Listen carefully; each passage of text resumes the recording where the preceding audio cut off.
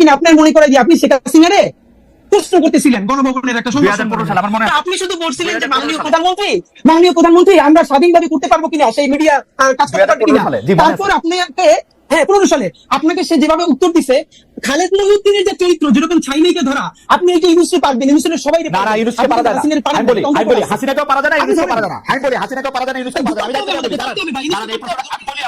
বলি প্রধানমন্ত্রী সংবাদ সম্মেলনে এই প্রশ্ন আমি ওইবারই প্রথমবার করি নাই, টিভি অনেকবার গেছে, তারও আগে আমি করছি।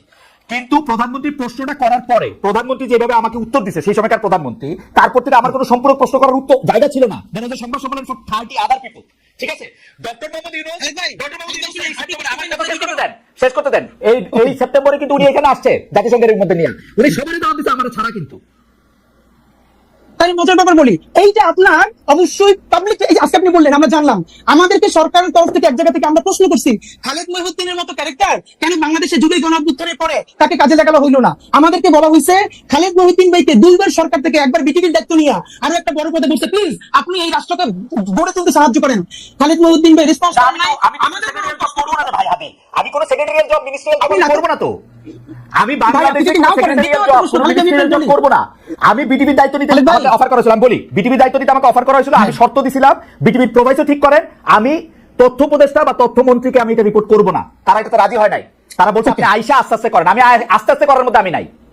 ফাইন, এটা আমরা জানলাম। কিন্তু খালেদ ভাই আপনার মানে আমরা ওই ভালোবাসার জায়গা থেকে বলি, আমরা তো প্রত্যাশা করছিলাম যে আপনি জার্মান থেকে যেরকম ইউএসএ গেলেন, আপনি জার্মান থেকে এই জুলাইয়ের পরে একবার কিন্তু বাংলাদেশ আপনার খালেদ ভাই দেখি নাই। আপনি আসলে হয়তো কি জানেন, আপনি অনেক মেকানিজমের সাথে কথা বললে, শহীদ পরিবারের সাথে কথা বললে, তাহলে আপনি আগে যেটা ফিল করতেন।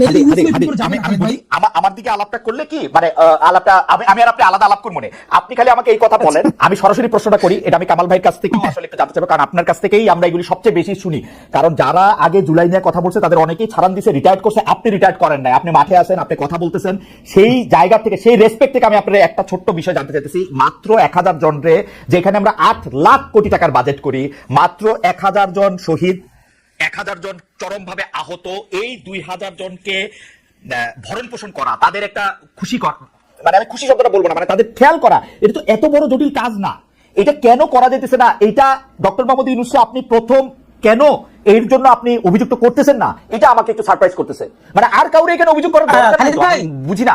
খালেদ ভাই জি, এই একই আপনি যেটা বলছেন না, এই দাবিতে ইনকিলাব মঞ্চ একদিন অনশন করছে যমুনার সামনে, ঠিকানা আমার নিজে ব্রিফিং দিচ্ছে, তখন ঠিকানা থেকে দিয়ে বলছে ভাই খালেদ ভাই টিভি থেকে আসছি, এবং প্রধান উপদেষ্টাকে বলছি এই যে কালেকটিভ ব্যর্থতা, এই ব্যর্থতা ইমাম হলেন আপনি।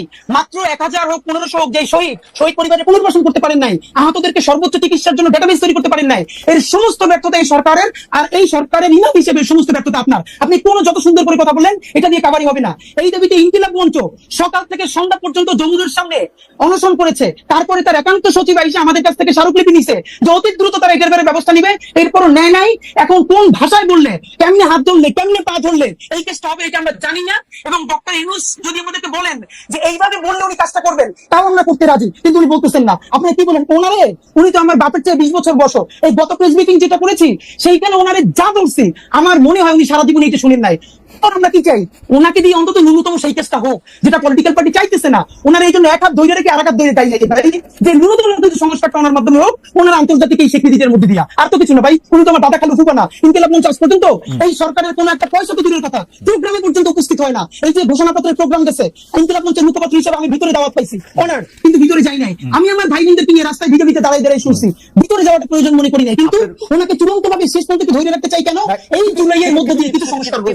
বাংলাদেশের রাজনৈতিক দলগুলোর সমস্যা হলো, তারা প্রেস ব্রিফিং করে প্রধান উপদেষ্টা অন্যান্যদের সাথে সামনে এসে বলে আমরা তো কোনো নির্বাচনের ভালো রোড ম্যাপ পেলাম না। কিন্তু যারা যখন প্রধান উপদেষ্টা বা অন্যান্য উপদেষ্টাদের সাথে বসে, তখন একদল বলে আমার তথ্য বাংলা লাগবে, আরেক দল বলে আমার অমুক ইউনিভার্সিটির ভিসি লাগবে, আরেক দল বলে আমার স্থানীয় সরকারের সচিব লাগবে। এই ভাগবটোয়ারা করে যখন তার মন মতো হয় না, তখন বাইরে গিয়ে প্রেসার দেয়। মুশকিল হলো তারা এই সরকারকে সামনে রেখা, তারা সবাই নিজের মতো আকার গুছিয়ে নিতেছে, কিন্তু ফেল করলে সরকার লাভ হইলো, বিএনপি লাভ হইলো, জামাতের লাভ হইলো, এনসিপি, কিন্তু ফেল করলে কে সরকার করবে? নাম্বার 2, গত 4 বছরের খালেদ আপনি একটা খুবই জিনিস ভালো করে নোটিস করছেন যে গত 4 মাস ধরে আপনি দেখবেন যে ইউনূস সাহেবের সেই স্পিরিট, সেই ভোকাল নাই। উনি মনে হচ্ছে যেন কোন একটা আপোষের মধ্যে দিয়ে যাচ্ছেন, রাইট? এটা তো সত্য কথা। ওনাকে আমরা বলেছি যে দেখেন আপনার আলোচনায় বুঝে যায় আপনি, হ্যাঁ লন্ডন বৈঠকের পরে বুঝে যাচ্ছে যে আপনি আর্টিফিশিয়াল কথা বলেন, আপনি আনস্ক্রিপ্টেড বলতেন, আপনি স্ক্রিপ্ট থেকে বলেন। এর একটা বড় কারণ ঝামেলাটা হলো এই সরকার মনে করেছিল ইউনূস সাহেব যে এনসিপির যে ভাইরা আছে তারাই হলো তার ভ্যানগার্ড, একমাত্র ছাত্র জনতা, তার চারপাশে একটা লেয়ার তৈরি করা হয়েছে। একমাত্র অল্প কিছু লোকজন ছাড়া আমি আপনাকে এবার বলতে পারবো পিলখানা কমিশনের মতো গুরুত্বপূর্ণ কমিশন, গুম কমিশনের মতো গুরুত্ব কমিশনের সদস্যরা 1.5 মাস ধইরা প্রধান উপদেষ্টার সাক্ষাৎকার পান না। আপনি ভাবেন মানে এমন একটা লেয়ার, মানে এবং আরো বলি আর্মি সেক্রেটারি ওনার সাথে যিনি আছেন সম্ভবত যে সচিব, তার ক্লিয়ারেন্স ছাড়া তার কাছে কেউ যেতে পারে না। তো এই যে ক্লিয়ারেন্স ছাড়া এটা হওয়ারই কথা, মানে সরকার প্রধানের হওয়ারই কথা। কিন্তু ভাই আপনি দেখেন গুম কমিশনের মতো একটা সিরিয়াস কমিশন, পিলখানা কমিশনের মতো একটা সিরিয়াস কমিশনের মেম্বার যদি তার সাথে 10 মিনিট কথা বলতে না পারেন তারা তো কাজ শেষ করে যাবেন। এর মানে হলো তার চারপাশে এরকম একটা বলয় তৈরি করা হয়েছে। এই বলয়টা আমরা বলেছি বারবার ভাঙেন। এই বলয়টা না ভাঙলে আপনি যেটা মাসুদ ভাই বলছেন যে উনি বাংলাদেশের মানুষকে চিনেন না, দেখেন উনি বাংলাদেশের মানুষকে চিনছিলেন বলে গ্রামীণ ব্যাংকে সফল করতে পারছেন। কিন্তু এই যে ওনাকে ব্র্যাকেট বন্দি করতেছে কারা? রাজনৈতিক দলগুলো। কিরকম? এই রাজনৈতিক দলগুলো সমস্ত সুবিধা এই সরকারের কাছ থেকে নিবে, কিন্তু এই সরকারের কোনো দায় নিবে না। তারা সবাই মিলা সাদা পাথরের পাথরগুলো খাইয়ে ফেলবে। সেখানে বিএনপি, জামাত ইসলামী সবাই ঐক্যবদ্ধ, কিন্তু দোষ হবে কার? এই সরকার পারে নাই। কিন্তু দেখেন যখন বন পরিবেশ উপদেষ্টারে যারা ঘেরাও দিছে, সেখানে বিএনপি আছে, সেখানে জামাত ইসলাম আছে, সবাই মিলে আমরা একসাথে। আজকে একটা মজার ব্যাপার বলি ভাই, এই যে পত্রিকা নিউজ করছে যে রাজনৈতিক ঐক্যমত্যে সাদা পাথর লুটপাটের ক্ষেত্রে বাংলাদেশের সব রাজনৈতিক দল বিরাট এনসিপি ছিল হাদি জামাত বিএনপি জাতীয় পার্টি মিলা করছে, মিলে এই লুটপাটটা করতে চাইতেছে। এখন আমাদের যেটা মুশকিল, আমরা ভাই নির্বাচনের আগে থেকে একটু চাইতেছি। আমরা বলছি এই নির্বাচন ফেব্রুয়ারিতেও লাগে না, এই নির্বাচন চাইলে ডিসেম্বরেও করা সম্ভব। দুইটা কাজ করেন প্লিজ। এক নম্বর হলো এই বিচার তো লম্বা সময় ধরে চলবে, কিন্তু অ্যাটলিস্ট যারা একদম নির্দেশদাতা আপনি তাদের কিছু বিচারের অন্তত আমাদেরকে দেখাই যান যে সবটা বিচারিক প্রক্রিয়ার মধ্যে দিয়ে। ধরেন আমি সর্বশেষ দেখি যে সর্বশেষ প্রধানমন্ত্রী সহ আরো কয়েকজনের বিরুদ্ধে বিচার প্রক্রিয়া সাক্ষ্য গ্রহণ শুরু হয়েছে। এটাকে আর কিভাবে এক্সপেক্ট করা যায়? আপনার কাছে কি মনে হয়? আরে ভাই এটা দেখেন, এই যে ট্রাইব্যুনাল 2 এইটা গঠন হয়েছে কিছুদিন আগে, অথচ আমরা এই সরকার গঠন হওয়ার সাথে সাথে বলছি ট্রাইব্যুনাল 2 কেন? হাদি আপনি একজন শিক্ষক মানুষ, আপনি এটা বলেন মামলাটা তো রেডি হইতে সময় লাগে। এইটা একটা এত বড় মামলা রেডি করেন, পরে সরকার আসলে বা অন্য কেউ আসলে অন্য কারো বাজে ইন্টেনশন থাকলে এটা তো টিকবে না। মামলাটা তো রেডি করতে হবে। ভাই আপনি একটু আন্তর্জাতিক অপরাধ ট্রাইব্যুনালে যারা কাজ করতেছে তাদেরকে একটু কাইন্ডলি ডাইকে কথা বলেন যে এই মামলা যেন খুবই ভালো ডকুমেন্টেড করে দ্রুত করা যায়। এই জন্য তাদের এক্সট্রা কি ইনিশিয়েটিভ ছিল আমি আপনাকে বলি, দায়িত্ব নিয়ে আপনি ফ্যাক্ট চেক করেন। এই যে আইসিটি করা হয়েছে, তাদের সাথে পুলিশ দেওয়া হয়েছে না, সব থেকে দুর্বলতম পুলিশ, যার কান্দা থেকে বন্দুক ফিরে পড়লে আমাদেরকে বলতেছে সেখানকার সদস্যরা। এমনও হয়েছে যে অপরাধী ধরতে গেছে পুলিশ দৌড়িয়ে পারে না, তো এই যে আন্তর্জাতিক অপরাধ ট্রাইব্যুনালের যে টিম তারা দৌড়ে আসামি ধরতেছে। কিরে ভাই, মানে আমি আমাদের অনেকে আপনাকে এই প্রশ্ন করেছেন, আমাদের গবেষক দলে আপনাকে প্রশ্ন করেছেন যে 5 আগস্ট ডক্টর ইউনূস জুলাই ঘোষণাপত্র পাওয়ার পরে এনসিপি বা বাংলাদেশ গণতান্ত্রিক ছাত্র সংসদ এবং এমনকি আপনাদের মধ্যে এক ধরনের মনোমালিন্য, ঘরের মধ্যে মশারি কেউ কেউ বলতেছেন, দলের মধ্যে দল, আপনারা আলাদা হচ্ছেন নাকি আপনারা এক হচ্ছেন, সেরকম অনেক কথা বলছেন। আপনি ব্যাপারটাকে আসলে কিভাবে দেখেন? প্রশ্নের মধ্যে আরো প্রশ্ন করেছেন, শুধু আপনাকে দর্শকরা এই প্রশ্নটাও করেছেন যে আপনি এনসিপিতে যান নাই কেন? আপনি নাগরিক কমিটিতে থাকলেন, এনসিপি যখন হইলো তখন আপনি গেলেন না কেন? আচ্ছা এটা আমি বলতেছি, এটা আমি ফেসবুকে অনেক আগে ক্লিয়ার করছি, তারপর আমি আপনাকে একটু বলি। যেহেতু প্রশ্নটা আসেন আমি ভাবছি আপনি হয়তো প্রশ্নটা করবেন, আমি একটু আপনার মাধ্যমে মাসুদ ভাইকে একটু কাইন্ডলি প্রশ্ন করে রাখতে চাই। আমি পুরোটা দেখি নাই, বাট যেহেতু ইউটিউবে প্রচুর ছড়াচ্ছে থাম্বনেল দেখে দেখেছি যে মাসুদ ভাই বলেছেন যে আসলে আওয়ামী লীগ ছাড়া এই নির্বাচন ইনক্লুসিভ হবে না। আপনি যদি আপনি বলেন। নাম্বার 2 হলো এইখানে ভাই একটা ব্যাপার যে মুচলেখা দেওয়ার যে কথাটা বললেন না মাসুদ কামাল ভাই, যে ওরা কেন মুচলেখা দিল, একটা ব্যাপার হলো দেখেন এই গণ অভ্যুত্থানের পরে আমাদের সাথে যারা উপদেষ্টা হয়েছে, বিভিন্ন আন্দোলন করছে, এদের ব্যাপারে যখন যেটা দেখেছি আমরা সমালোচনা করেছি। কিন্তু একটা ব্যাপার দেখেন খালেদ ভাই, আমার আজকে আপনারা যত বিপ্লবী মুভি দেখেন, যাই দেখেন, আমি নাহিদের হাজারটা সমালোচনা করছি, নাহিদের করছি, অন্যদের করতেই থাকবো। কিন্তু এরপর আমি যেটুকু অ্যাড্রেস করবো, যদি এই ফ্যাসিবাদের পতন না হইতো, তাইলে যদি প্রথম কারো ফাঁসি হইতো, সেই ফাঁসিটা নাহিদের হইতো, আমার ওয়াকা সাহেবের হইতো, ওয়াকা সাহেবের হইতো, হয়তো সেটা কি ওয়াকা সাহেবের আগে হইতো না নাহিদ সাহেবের আগে হইতো, এটাতে আমার ডাউট আছে। কারণ আমার কাছে মনে হয় যে শেখ হাসিনার পুরা দায়টা ওয়াকার সাহেবের দেয়। উনি মনে করেন নাহিদ সাহেব এত বড় বিপ্লবী, উনি মনে করে ওয়াকার সাহেব বেইমান করছে। আপনি বয়ানটা দেখেন কিন্তু। আচ্ছা ওকে, সেটা যেটাই হোক, কিন্তু সিভিলিয়ানদের মধ্যে, কারণ নাহিদ যেদিন 3 দফা মানে 1 দফায় ঘোষণা করেছে, সেদিন কিন্তু তার মৃত্যুর পরোয়ানা মানে সে স্বাক্ষর করেছে। এখন এখানে ব্যাপার মুচলেখা দেওয়ার ব্যাপারটা মাসুদ ভাই কেন রিলেট করতে পারবেন আমি আপনাকে বলি। এর কারণ হলো মাসুদ ভাই এর উত্তর একটু আগে বলছে, আপনাকে বললো না যে ওনাকে আওয়ামী লীগের সময়ও ডিজিএফআই থেকে 2-3 বার চা খাইতে ডাকছে, তিনি জান নাই, কিন্তু কিছু হয় নাই। এর মানে হলো ডিজিএফআই আসলে অত খারাপ না, আমরা যারা খারাপ মানুষ ছিলাম এদেরকে ডিজিএফআই আয়নাগর দিয়ে হেদায়েত করে ফেলছে। কিন্তু মাসুদ ভাই ভাবেন ডিজিএফআই চা খাইতে ডাকতেছে আর মাসুদ ভাই যাইতেছে না, তাও ডিজিএফআই কিছু বলতেছে না। নুরুল কবির ভাই, আমি আমার অনুষ্ঠানে অন্য কোনো কথা যেটা আমি দায়িত্ব নিয়ে করছি, নুরুল কবির ভাই আমার অনুষ্ঠানে গিয়া ডিজিএফআই রে, শেখ হাসিনা রে, মানে ইন্ডিপেন্ডেন্ট সেই অনুষ্ঠানে এমন কথা বলছে যেগুলো আমি এখন মুখ দিয়ে করতে পারবো না। তো ওই কথা বলার জন্য আলাদা অবস্থা ছিল, কামাল ভাইদের একটা আলাদা অবস্থা ছিল, যেটার জন্য একটা সহজ থাকে। কামাল ভাই শুধু মনে করাই যে উনি নাহিদের শরীরের দাগ দেখছেন কিনা, ওনার সন্তান যদি হইতে হইতো বা ভাই সারা শরীরের কি অবস্থা, কোনো মানুষ সুস্থ থাকতে পারবে? নাহিদের হাজারটা সমালোচনা আমি করি, কিন্তু ভাই নাহিদের শরীরের দাগ কি দেখা যায় না? তো এইটা হলো একটা প্রশ্ন, সুতরাং মুসলিমের উত্তর পাবেন। নাম্বার 2, এই সরকারের ভাই বললো না যে ভাই দেখেন, আমি নিজেও বলি এই সরকারের যারা উপদেষ্টা হয়েছে ছাত্রদের, প্রথম হলো কে কে হয়েছে এই প্রশ্নটা পরে। এখন ধরি আমাদের প্রাইভেট বিশ্ববিদ্যালয়কে আমি বলি, আমরা বলি এই আন্দোলনের বাসের কেল্লা। ঢাকা বিশ্ববিদ্যালয় যখন একদম মুক্ত হয়ে গেছে, পুরো আন্দোলন মরে গেছে, তখন এই আন্দোলনকে নতুন করে জীবন দিয়েছে, বাঁচিয়ে রেখেছে প্রাইভেট বিশ্ববিদ্যালয়। কারণ আমি আন্দোলনের শুরু থেকে শেষ পর্যন্ত ব্র্যাকের সামনে, স্টুডেন্টদের সামনে এই পুরো ঘটনার সাক্ষী যে কি হয়েছে। সুতরাং এখন কথা হলো ভাই, ধরেন 10 জন উপদেষ্টা নিবে ছাত্রদের মধ্যে থেকে, তাইলেও কি সকল প্রাইভেট বিশ্ববিদ্যালয় থেকে একজন করে নেওয়া সম্ভব? বাকি যে হাজার হাজার হবে না, সেও তো প্রশ্ন তুলবে, এটা কোনো প্রক্রিয়া না। কিন্তু আমরা বরং যেটা করতে চাই, এই যে 2 জন ছাত্র উপদেষ্টা হইলো, এখানে তো 2 জন না ঠিক হয় না, এই সরকারের একমাত্র বৈধতা এই ছাত্র উপদেষ্টারা তাদের সাথে আছে। কারণ যখনই তারা চাপে পড়ে কোনো অকাজ কইরা, তখন বলে আমাদের সাথে ছাত্ররা আছে, কিন্তু ছাত্ররাও যে দাবি জানায় সেগুলো সে ডক্টর ইউনূস সাহেব একটা বাস্তবায়ন করে না, ক্যাবিনেটে বাস্তবায়ন করে না। কেন করে না? কারণ এই ক্যাবিনেটের অনেকজন উপদেষ্টা ইতিমধ্যে আমার কিন্তু তাই মনে হয় যে আপনি কি সেটা বলেন যে 7 জন উপদেষ্টাই বা 10 জন উপদেষ্টাই ছাত্রদের থেকে নেওয়া উচিত ছিল?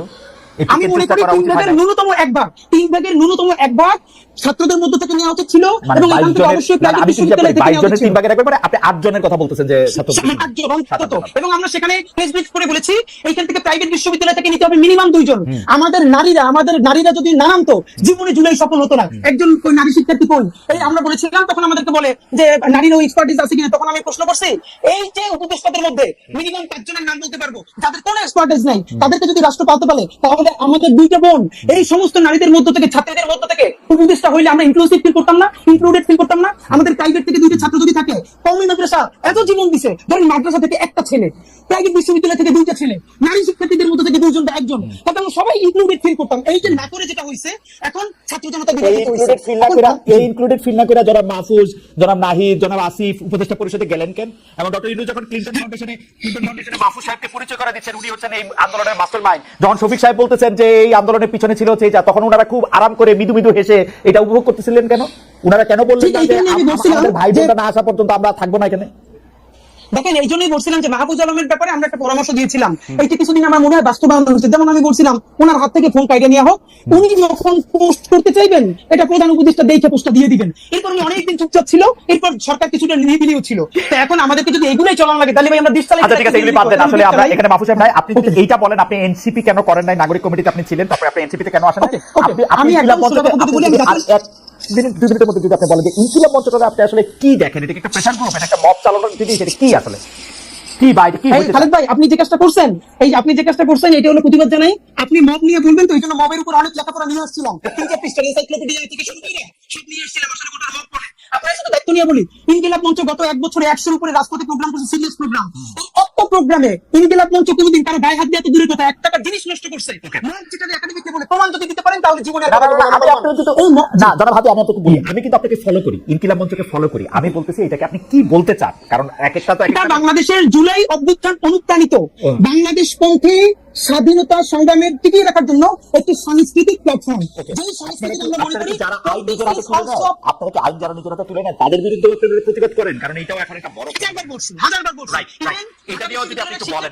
না মানে আপনি ঢাকা বিশ্ববিদ্যালয়ের এক শিক্ষার্থীকে একজন যে তিরস্কার করেছিল, তাকে শাহবাগ থানায় গ্রেফতার করা হলো। এরপর কেউ কেউ গিয়ে তাকে মুক্ত করার চেষ্টা করলো। আমরা তাদের বিরুদ্ধে সবথেকে বড় ভূমিকা নিয়েছি। আমরা বলেছি এইসব অসভ্যতা বন্ধ করতে হবে, এবং অবশ্যই যারা মব করতেছে ওদের বিচার করতে হবে। কিন্তু ভাই, এই যে মব যেটা বলি, বাংলাদেশে এখন গুগল সার্চ করলে মব লাগলে সালে 1 বছরের নিউজ আসে। এই মব তো সন্ত্রাস শুরু হয়েছিল রাষ্ট্রীয় পৃষ্ঠপোষকতায় শাহবাগের সময়। দেখেন কোথাও মব বলতেছে না, সেই মব কোথায়, এটা আমরা খুঁজতে চাই। না না না না, কেউ বলতেছে না, না বললেই কোনো কিছু মব না হয়ে অন্য কিছু হয়ে যায় না। এটা শফিক সাহেবের স্টাইল, মব না বলে সন্ত্রাস বলা। কিন্তু মব আসলে তাই শাহবাগে একটা তোলা হয়েছে, এই আইন বাতিল করে অন্য একটা আইন করতে হবে এটা করার জন্য। সেটা ঠিক আছে, আপনি কেন এনসিপি করেন না সেটা যদি এক লাইনে বলতেন। অনেক দর্শকের আমি এনসিপি করি নাই ভাই, আমি জাতীয় নাগরিক কমিটির কেন্দ্রীয় সদস্য ছিলাম। যখন একটা পলিটিক্যাল ফরমেশনে যাবে, তখন আমার মনে হয়েছে যে পলিটিক্যাল পার্টি জুলাই অভ্যুত্থান অনুপ্রাণিত অবশ্যই একটা লাগবে। কিন্তু সবাই যদি পলিটিক্সে যায়, দেখুন এখন আমাকে বিএনপি গালি দেয়, আবার বিএনপি আমার কথা পছন্দ করে, জামাত গালি দেয়, জামাতও পছন্দ করে, কারণ আমরা জুলাইয়ের একটা প্রেসার গ্রুপ